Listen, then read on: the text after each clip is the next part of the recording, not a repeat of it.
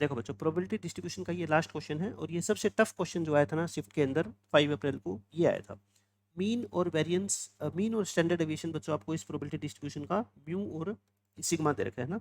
General notation होती है, इसको म्यू से डिनोट कर रखा है, इसको किससे डिनोट कर रखा है, सिग्मा से। और सिग्मा और म्यू का जो डिफरेंस है ना बच्चों, वो भी आपको बता रखा है कितना है सिग्मा और म्यू का डिफरेंस, 2। तो आपको इन दोनों का क्या निकालना है, सम निकालना है। तो कहने का मतलब ये है कि आप, ये अल्फा है, ये ध्यान रखना, ये अल्फा है, ठीक है, कभी टाइपिंग की वजह से पता ना लगे। तो आपको अल्फा की वैल्यू निकालनी है। अल्फा की वैल्यू निकलते ही आपका दोनों चीज़ें निकल जाएगी, स्टैंडर्ड डेविएशन भी निकल जाएगा, मीन भी निकल जाएगा, बस क्वेश्चन खत्म। के कहाँ से आएगा, इसके लिए घबराने की जरूरत नहीं है, क्योंकि सारी जो प्रोबेबिलिटी का सम होता है बच्चों, वो कितना होता है, 1 होता है ना। तो 1/3 के 1/6 प्लस 1/4 का आंसर कितना होगा, 1 होगा, है ना। तो यहाँ से के की वैल्यू आप आसानी से निकाल सकते हो। के कितना आ जाएगा आपका, देखो 1/4 आ जाएगा, ठीक है, कैलकुलेट कर ही लोगे, ये तो आप कोई बात ही नहीं है। के तो 1/4 आ जाएगा, तो यानी कि इसकी जगह तो क्या लिख दो, 1/4। अब बात रहेगी सिर्फ किसकी, अल्फा की। अल्फा कहाँ से निकलेगा, ये सिग्मा और म्यू का डिफरेंस 2 दे रखा है ना, ये दोनों चीज़ हम निकाल के इसका डिफरेंस 2 रखेंगे, वहाँ से अल्फा आएगा। तो देखो इसकी टेबल मैं दोबारा बना देता हूँ आपके लिए। वर्टिकल टेबल बनानी है आपको पेपर के अंदर, है ना। एक्स की वैल्यू क्या है, अल्फा 1 0 -3, और इसकी प्रोबेबिलिटी कितनी है, 1/3। के की वैल्यू कितनी, 1/4, इसकी वैल्यू 1/6 और इसकी वैल्यू 1/4। समझ गए आप, ये सारी लिख दी मैंने, ठीक है। उसके बाद आप क्या करते हो बताओ, एक बार पी आई एक्स आई करते हो, पी आई एक्स आई करो मल्टीप्लाई, क्या आ गया, अल्फा/3, 1 की करोगे 1/4, 0 -3/4, फिर इसका क्या करते हो बच्चों, टोटल करते हो, अल्फा/3 और 1/4 में से 3/4 गए, -2/4, यानी कि माइनस का 1/2, है ना, ये आ गया आपका।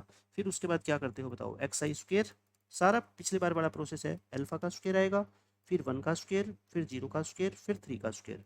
फिर आप क्या करते हो बच्चों, पी आई की मल्टीप्लाई करते हो एक्स आई स्क्वेयर से, पी आई की मल्टीप्लाई एक्स आई स्क्वेयर से। देखो ये रहा पी आई, ये रहा एक्स आई स्क्वेयर। 1/3 की अल्फा स्क्वेयर से करोगे, अल्फा स्क्वेयर बाय 3। 1/4 की 1 से करोगे, 1/4।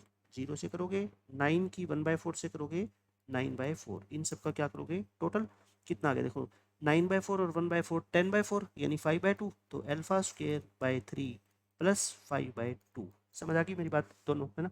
अब आप निकालो क्या, स्टैंडर्ड एविएशन।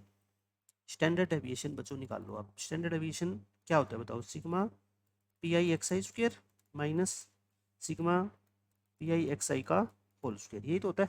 दोनों तरफ क्या कर दो, स्क्वेयर कर दो, दोनों तरफ बच्चों क्या कर दो, स्क्वेयर कर दो, यानी कि ये ऐसा आ जाएगा क्या बताओ मेरे को। और उसके बाद इसकी वैल्यू रख दो, इसकी वैल्यू कितनी है बताओ, अल्फा स्क्वेयर बाय 3 प्लस 5/2 और माइनस पी आई एक्स आई कितना है देख लो, अल्फा बाय 3 -1/2। कैलकुलेशन से मत घबराना, ठीक है, मैथ्स के अंदर कैलकुलेशन से तो घबराना है ही नहीं, बस ये तो बात ठान लो आप। अच्छा, अब मेरे को क्या चाहिए, देखो अल्फा की वैल्यू चाहिए, यहाँ पे भी अल्फा है, यहाँ पे भी अल्फा है, इसमें कंफ्यूज मत होना, ये सिग्मा है ना। अब सिग्मा की वैल्यू अल्फा की फॉर्म में कैसे लेके आऊँ मैं, बताओ मेरे को, सिग्मा की वैल्यू, ये म्यू क्या होता है, म्यू, म्यू क्या होता है बच्चों, सिग्मा पी आई एक्स आई होता है ना। और सिग्मा पी आई एक्स आई, ये ना देखो, ये म्यू तो है ना, ये म्यू ही है, तो बनाना नहीं है इसमें। अल्फा/3 और माइनस कितना बच्चों, 1/3, 1/2, अल्फा/3 -1/2। तो अब मेरे को क्या करना है, देखो सिग्मा की वैल्यू चाहिए मेरे को, है ना। यहाँ से मुझे आप बता दो, सिग्मा को मैं क्या लिख सकता हूँ, म्यू+2, म्यू+2 लिख सकता हूँ ना। और म्यू+2, तो फिर सिग्मा को मैं क्या लिख सकता हूँ, म्यू+2। हाँ ठीक है, तो म्यू+2 निकाल लो यहाँ से, है ना। म्यू+2 निकाल लो, कितना आएगा, 2 ऐड कर दो, 2 ऐड करोगे तो कितना आ जाएगा बच्चों, ये 3/2 आ जाएगा। आप समझ रहे हो मेरी बात, मुझे सारा क्वेश्चन अल्फा में क्रिएट करना है, बस मेरा ये टारगेट है, ठीक है। अब सिग्मा को बताओ मैं म्यू+2 लिख दूँ क्या, आप मेरे को बता दो, सिग्मा को म्यू+2 लिख दिया मैंने, कोई गलती तो नहीं की है ना, सिग्मा की जगह म्यू+2 लिख दिया मैंने, और ये चीज़ सेम।